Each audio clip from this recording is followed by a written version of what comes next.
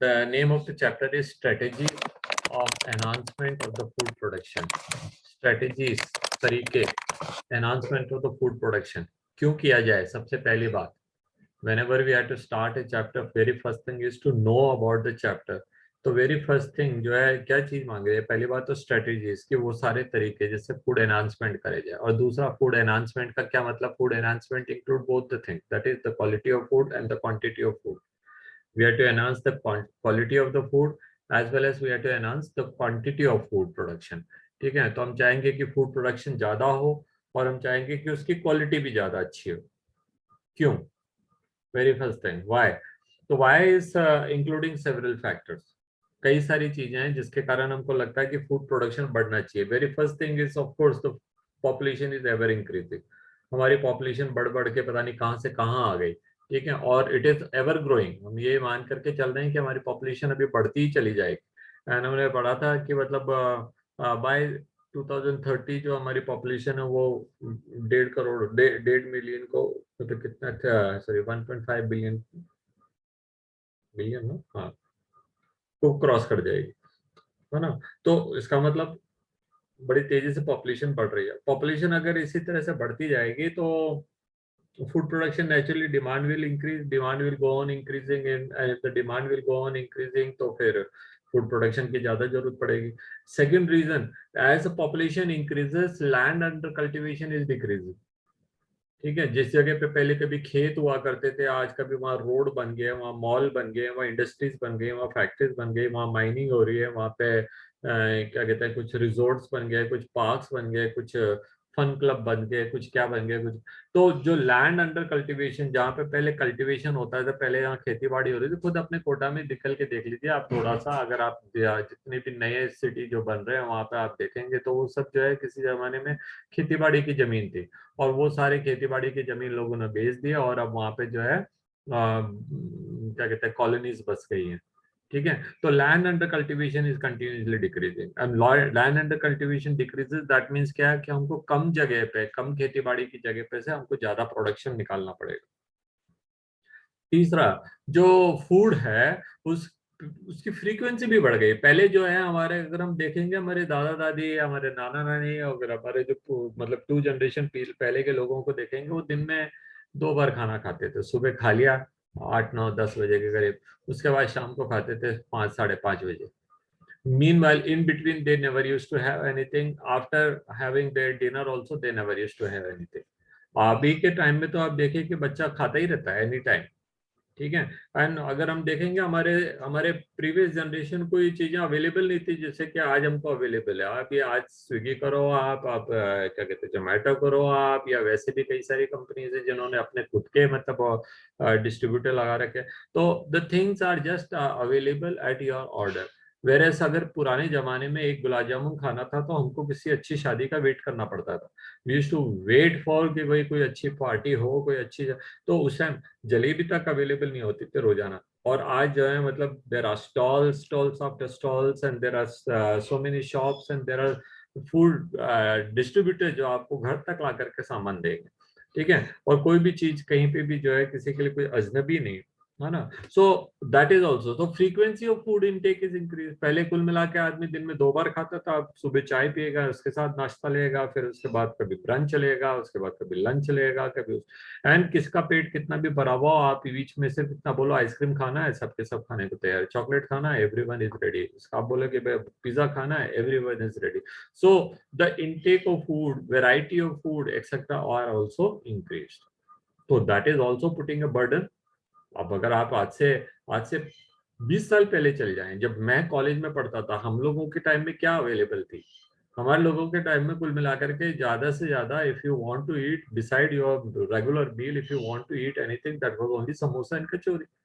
ठीक है, कोटा नमकीन नमकीन तो खैर कौन, वो तो चाय वाय के साथ में लेते थे, बाकी अगर एडिशनली है. लेकिन आज आपको कितनी सारी चीजें अवेलेबल है. Variety of pizzas are available, Maggi noodles are available, so many types of burgers are available. बहुत ये सारी चीजें हम लोगों के टाइम में तो थी नहीं, हम लोग जानते ही नहीं थे ये भी कोई चीजें होती. ठीक है, so the variety of food is increase, and the availability, the dependence of food availability, the production जो है वो भी हमारा बढ़ गया. तो ये भी एक कारण रहा है. है ना। अगर हम कहते हैं, अगर कुछ साल पहले की बात है, जब इससे पहले वाला रिसेशन आया था, तो एवरीवन स्टार्टेड ब्लेमिंग इंडिया कि since Indian started eating more, and the blame was come from American president. American president का एक स्टेटमेंट था कि since Indian started eating more, the frequency, sorry, the food production जो है उसकी ज्यादा demand बढ़ रही है, and that is why the, मतलब क्या कहते हैं, प्राइसेस इंक्रीज हो रहे हैं, that is why the crisis आ गया। तो ज्यादातर फूड वैरायटी जो इस तरह की लेके आए वो तो अमेरिकन कंपनीज लेकर के आ रही थी। उन्हीं के मैकडी के, डोमिनोज के, और पता नहीं किस किस के स्टोर खुले हुए थे, and they were only selling all these things. नहीं तो हम इंडियंस तो हमारे समोसा कचौरी में खुश थे, ज्यादा से ज्यादा मठरी खा लेते, चाय पी लेते, नमकीन खा लेते, बस। ठीक है। और अभी आपको जितनी वैरायटी ऑफ चीजें मिल रही हैं, जितने टाइप के केक्स मिल रहे हैं, जितने टाइप के बर्गर्स मिल रहे हैं, आज इतना हो गया कि लोग खाना तो छोड़ो, मतलब वो एक केक तो सिर्फ काट करके और बर्थडे बॉय के चेहरे पे लगाने के लिए और उसके कपड़े खराब करने के लिए यूज चाहिए होता है हमको। ठीक है, we are not even eating that. So that is one of the, again one of the reason. फिर क्या है कि पेट्स के लिए पहले हम अपने घर में जो पेट्स पालते थे उसको हमारे घर का लेफ्ट ओवर फूड देते। ठीक है। It may be dogs, it may be cat, it may be क्या कहते हैं आपके बर्ड्स हो सकते थे, या फिर इवन इवन दो क्या कहते हैं मुर्गा मुर्गी वगैरह जो होते थे, उनको घर में जो है जो खाना बच जाता था, रोज अपने खाया, थोड़ा बहुत चावल बच गया, मुट्ठी भर चावल बच गया, बर्ड्स को दे देते थे, थोड़ी एक रोटी ज्यादा एक्स्ट्रा बना ली। आजकल क्या है, for the pets also we want best of best food. उनके लिए भी हमने जो है वो क्या नाम से Pedigree and this and that and variety of foods are available. मैं तो एक पर्टिकुलर नाम बोले पेडिग्री पर, ऐसा नहीं है। अगर आप जाएंगे किसी भी बढ़िया मॉल में जाएंगे, अगर आप, there are places where only animals malls are there, जहाँ आपको केवल एनिमल्स की रिक्वायरमेंट की सारी चीजें मिलेंगी, and all of them are best of best thing, because affordability is more, people have got more earning, तो they want to spend, when they feel it, जब हम अच्छा खा सकते हैं तो why can't our animals? So that is also putting a burden on food production. ठीक है। पहले ऐसा नहीं था, पहले तो चलो लेफ्ट ओवर है, इसका मतलब क्या, हमने खाया, उसके बाद जो बचा वो उनको दे दिया, या हमने खाया, हम 4 रोटी अपने लिए बना रहे हैं, इन एडिशन 1 रोटी और बना लो, बस यही था। ठीक है। Now we are getting additionally best of best food, readymade food which are available there, and इन सब के लिए भी तो बर्डन वही पड़ेगा ना फूड प्रोडक्शन के ऊपर। One more reason is there are, beside food products are now started used in some other things. कुछ ऐसे, कोई बायोडीजल बना रहा है, कोई गम बना रहा है उससे, कुछ और टाइप के प्लास्टिक्स बन रहे हैं फूड प्रोडक्ट से, मक्के का प्लास्टिक बन गया, पोटैटो से प्लास्टिक बन गया, और ना कुछ टाइप के ग्रेन्स वगैरह हैं उनको सड़ा गलू करके उनसे बायोडीजल बना लिया है, किसी ने कुछ और बना रहा। तो जो कुल मिलाकर के खाने का आइटम पहले खाने के काम आ रहे थे, अब उसकी जगह पता नहीं कितनी दूसरी चीजों पे काम आ रहे। तो ऑल टुगेदर हमने पढ़ा है कि there are several reason for which the demand of the food is increasing, demand of food is increasing. ठीक है।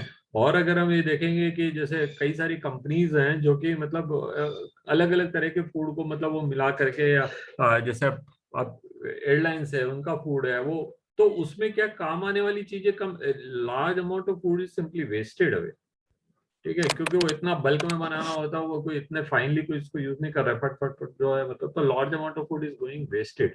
और उनको एक, क्योंकि एक पर्टिकुलर टाइप का फूड बनाना है, they require particular part of the, suppose एक का उनको केवल व्हाइट चाहिए, या केवल योक चाहिए, या फिर कोई कोई टाइप का फ्रूट या वेजिटेबल होगा उसका एक पर्टिकुलर हिस्सा चाहिए, दूसरा नहीं चाहिए, तो they don't use it for the other purpose, they are simply discarding it.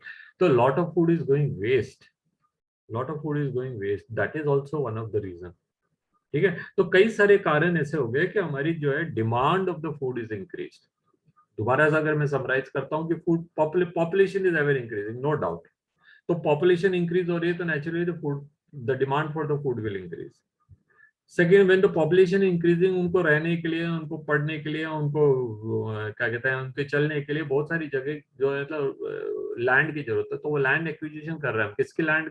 जहाँ पे पहले एग्रीकल्चर हो रहा था, तो पहले there was more land available for the food production, now there is less land available for the cultivation, and more food has to be produce.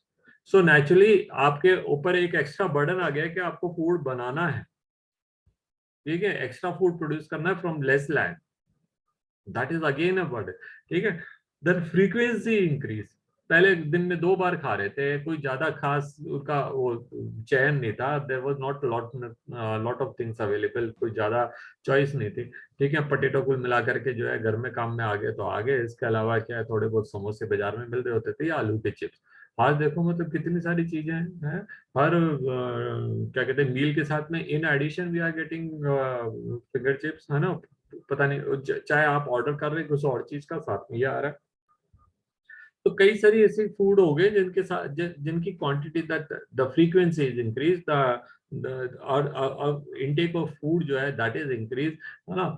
ये भी एक कारण हो गया। देन पेट्स के लिए भी हमने पढ़ा कि that is also a special one of the reason. And इसके अलावा क्या है कि we have become very choosy, we are using only a certain part of the food in order to enhance the taste, or in order to get a particular variety of things, another part we are discarding, वो भी एक कारण हो गया। And beside food eating purpose, the food is also started using in some other products, or some to produce something else. So there are a number of reasons for which there is an extra demand of food, ठीक है। कारण और भी हो सकते हैं, बहुत सारे ऐसे कारण हो सकते हैं जिसको आप इंक्लूड कर सकते हैं। तो डिमांड जब बढ़ गई, है ना, आप देखें ना, हमारा कंट्री तो कितना छोटा है, चलो उस कंट्री के अंदर मतलब आप दूध की रिक्वायरमेंट देखेंगे। अभी हमने पिछले दिन हम ऐसे ही कोई बात कर रहे थे, कुछ फ्रेंड्स मिले हुए थे, तो बात कर रहे थे कि बोले यार पहले कितने दूध की खपत होती थी, because so many dairy, so many sweet shops were there which were using milk and milk products. अब तो उनके उनके तो नंबर बहुत कम हो गए, दुकानें खुल नहीं रही हैं, तो फिर ये जा कर रहा है milk, where is milk going? ऐसा तो है नहीं क्योंकि दूध को जो है मतलब हर आदमी कंडेंस बना करके रख रहा है, फिर बाद में जब बाद में, और अगर ऐसा भी होता तो फिर आज की तारीख में भी पुराना दूध सारा बाजार में आता, तो इसका मतलब क्या है कि इसका मतलब मिल्क के या मिल्क प्रोडक्ट के रेट्स कम होने चाहिए, पर ऐसा तो नहीं, बल्कि ऑल्सो बहुत इंक्रीज हो गए। पता नहीं कहाँ जा रहा था दूध। जितने भी डेयरी वाले थे वो मावा वगैरह तो मिल नहीं रहा था, है? तो वो कहाँ गया था सारा, वो सारा दूध, वो कितना पनीर खाया होगा लोगों ने, ऐसा तो है नहीं कि पहले जितना पनीर खा रहे थे उसका डबल या ट्रिपल कंजम्पशन शुरू हो गया पनीर का। तो कहाँ गया फूड? तो तरह तरह के फूड होते हैं और उनका वो तो हमें कुछ पता नहीं है ऐसा कहाँ गया हुआ है। चलिए, एक क्वेश्चन है, with ever increasing population of the world, enhancement of the food production is major necessity। सबसे पहली बात, पॉपुलेशन तो बढ़ रही है, नो डाउट। दुनिया की कई सारी कंट्रीज में कम हो रही होगी, लेकिन कम से कम हमारे देश में और बहुत सारे साउथ एशियन कंट्रीज में तो है पॉपुलेशन बड़ी तेजी से बढ़ रही है। इंडिया है, चाहे बांग्लादेश है, चाहे पाकिस्तान है, चाहे चाइना है, ठीक है। China is not south Asian country, but फिर भी वहाँ पॉपुलेशन बड़ी तेजी से बढ़ रही है। इसके अलावा भाई बहुत सारे है, ये इंडोनेशिया, फिलीपींस, बहुत सारी छोटी छोटी कंट्रीज जहाँ पे पॉपुलेशन बड़ी तेजी से बढ़ रही है, ठीक है। और उनके पास में लैंड जो है, लैंड थोड़ी बढ़ा लोगे आप, ऐसे थोड़ी समुद्र में थोड़ी मिट्टी डाल करके चलो वहाँ खेती बाड़ी कर लो, तो इट इज नॉट पॉसिबल। तो कुछ जापानीज ही कर सकते हैं ऐसा कुछ, उन्होंने तो मतलब वो समुद्र में भी खेती बाड़ी करी है, उन्होंने टेरेस में भी करी है, वो तो अलग अलग जगहों पे करते हैं। चलिए, biological principle applied to animal husbandry and plant breeding have major role in our effort to increase food production। जब हम चैप्टर 13 पढ़ेंगे ना, पॉपुलेशन वाला, तो हम पढ़ेंगे कि वो एक कैरिंग कैपेसिटी होती है किसी भी जगह की, किसी भी इकोसिस्टम की, किसी भी पॉपुलेशन, किसी भी जगह की जो है, कोई सा भी कितना भी एरिया डिफाइन कर लीजिए, उसकी कैरिंग कैपेसिटी होती है कि how many members of this particular species it can hold. अब वो होल्ड का मतलब ये नहीं है कि उसमें रहने की मतलब वजन रखने की जगह, वो मतलब ये है कि उसकी डिमांड, उसकी रिक्वायरमेंट कितनी फुलफिल हो सकती है। तो suppose we talk about human being, तो ह्यूमन की बहुत सारी रिक्वायरमेंट्स है, ठीक है। उन रिक्वायरमेंट्स को पूरी करने के लिए क्या हमारे पास वो जो जगह है वो फुलफिल कर सकती है, that has that much productivity there और नॉट, ठीक है। Because the productivity ultimately depends on the plant, and plants ultimately carrying it out by the process of photosynthesis. तो उसको कैरिंग कैपेसिटी कहते हैं। तो कैरिंग कैपेसिटी तो हम कब से क्रॉस कर चुके हैं इंडिया की पॉपुलेशन के हिसाब से। तो हमने क्या किया, जगह जगह पे टाइम एंड टाइम अगेन हमने फूड प्रोडक्शन को एनहांस किया, and where it was not possible we started importing food from other countries, ठीक है। Recently the prices of dals were shoot up, तो उसके बाद गवर्नमेंट ने डिसाइड करा कि चलो हम इंपोर्ट करेंगे, but that is not the same for the oil prices.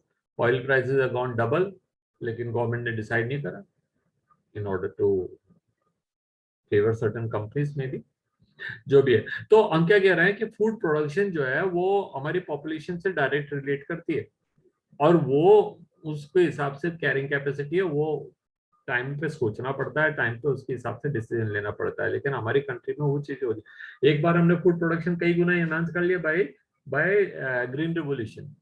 Now green revolution is gone. Green revolution के स्टेप्स के हिसाब से आज हम फॉलो नहीं कर सकते, तो अब आए बायोटेक्नोलॉजी. तो बायोटेक्नोलॉजी को एनहांस करना पड़ा, using biotechnology way to enhance food production. तो देखते हैं आगे क्या कुछ हो सकता है.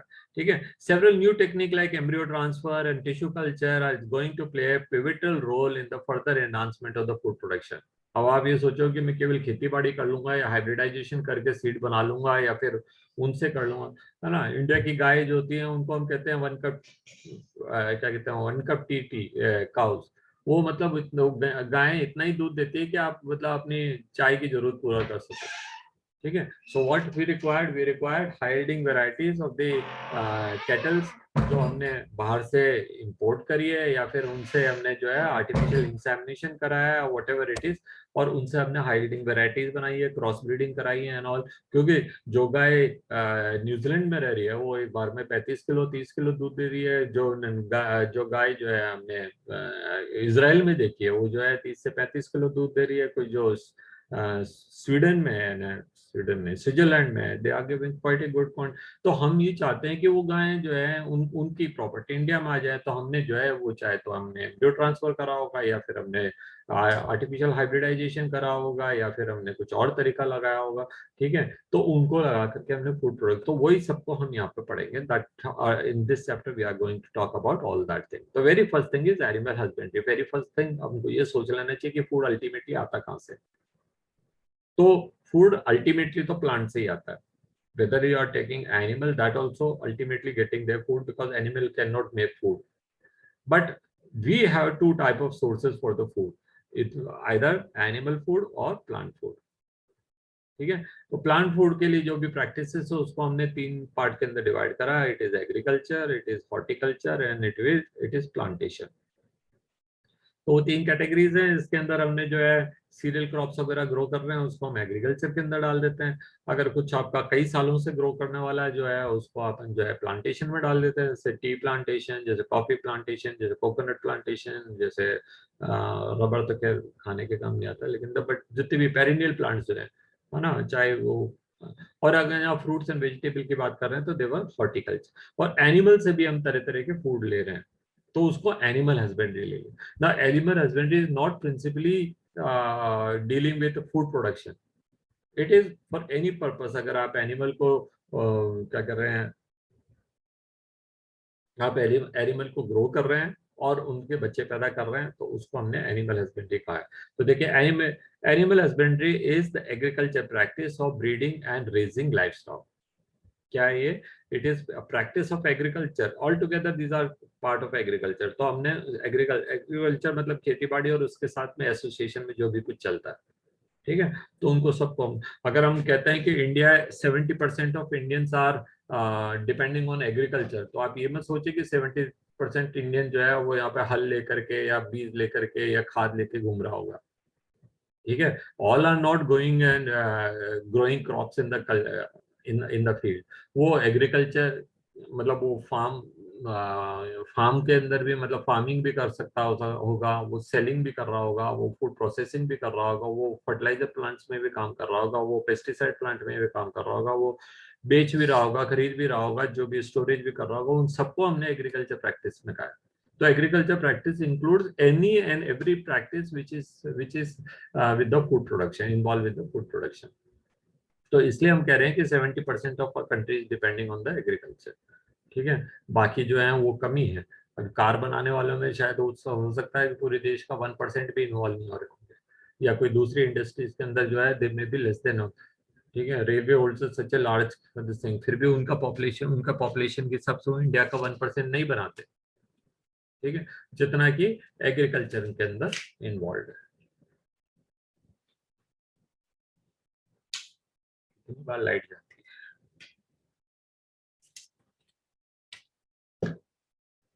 ओके, तो as such it is a vital skill for the farmer and it is as much as science and arts. Agriculture practice क्या है, वो वाइटल स्किल है, कई कई तरीकों से हम काम कर रहे हैं। इसके अलावा उस that include science and art. ठीक है, अगर हम दूध निकाल लेंगे केवल, तो दूध निकालने का तरीका वो उसकी उसकी आर्ट है। ठीक है, कि उसको मालूम होना चाहिए कि मतलब किस तरह से कौन से टाइम में कितना है, कि what type of food has to be given so that the cow can give more milk.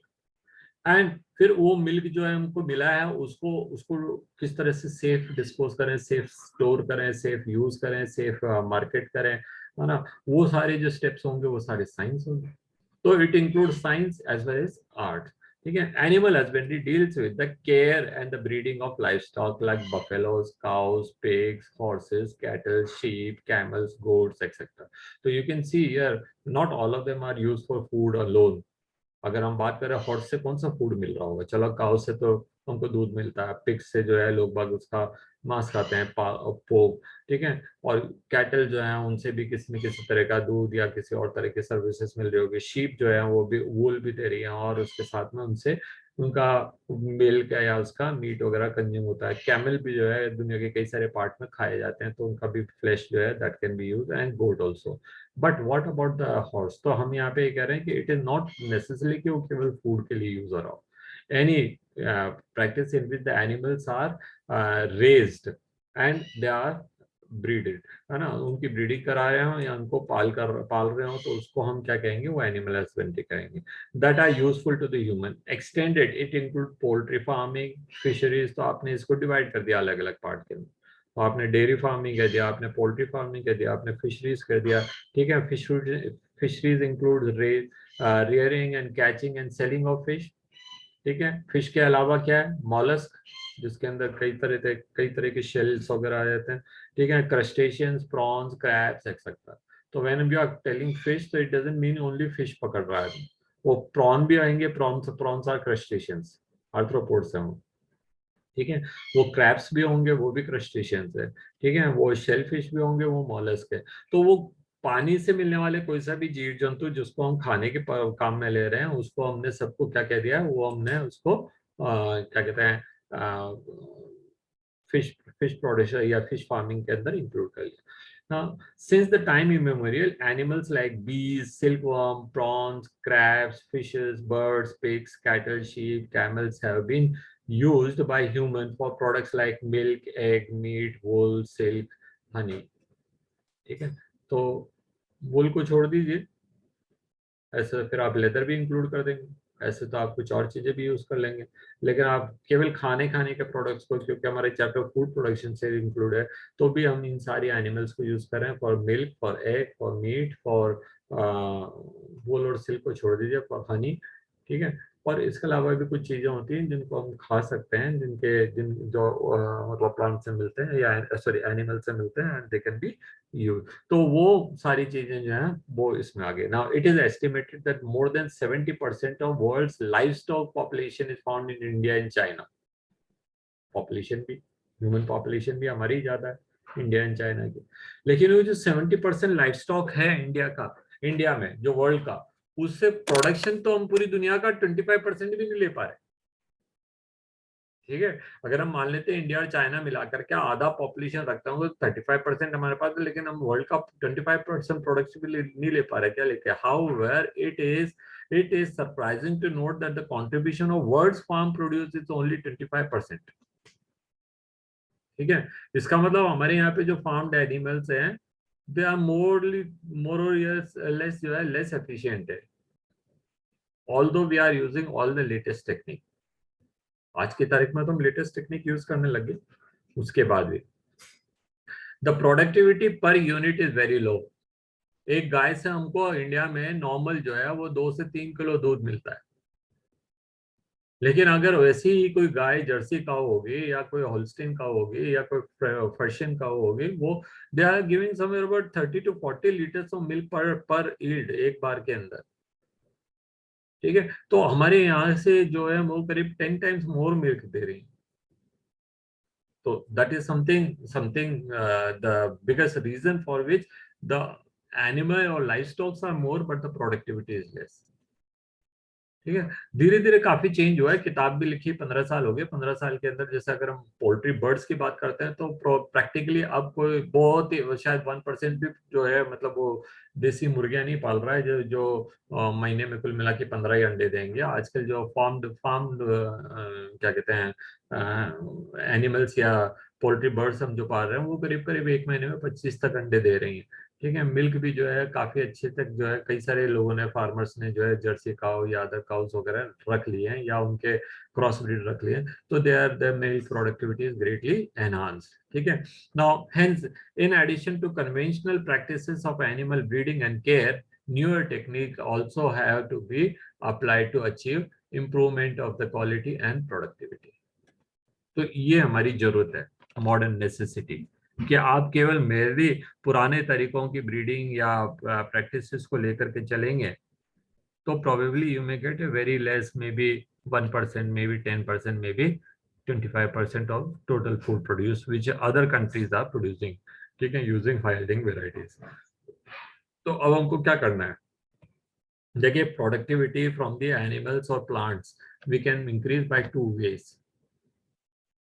है ना। या तो हम उसकी जीन्स में छेड़छाड़ कर लें, मतलब अच्छे वाले जीन्स ले लें, और या फिर हम उसका एनवायरनमेंट बदल लें, मैनेजमेंट कर दें। ठीक है, सो जीन वीन तो क्या है, हर एनिमल ऐसा तो हो ही नहीं सकता है कि हमारे पास अच्छे वाले एनिमल्स हमने जीन से जेनेटिक्स से बना लिया बाकियों को सबको मार दिया, ये तो इट इज नॉट पॉसिबल, है ना। We will have old varieties also, जो हमारे पास देसी गाय है उनका क्या करेंगे। चलो आपने क्रॉस ब्रीड से अच्छी वाली बना ली, उनको रख ली, बट व्हाट अबाउट दोस, और वो भी कंटिन्यू टू ब्रीड करती रहेंगी, so where these animals will go. So वो एक अलग फंडा है। हम क्या कर सकते हैं, मैनेजमेंट से जो जो वैरायटी जितना फूड बन सकता है उसको भी तो एनहांस कर सकते हैं। मैनेजमेंट मायने कि आप उसको बैलेंस डाइट दें, आप उसकी अच्छी देखभाल करें, उसको बीमार मत पड़ने दें, उसको अच्छी जगह पर रखें। ठीक है, सो बाय गिविंग दिस और by adopting this practices we can improve the food production.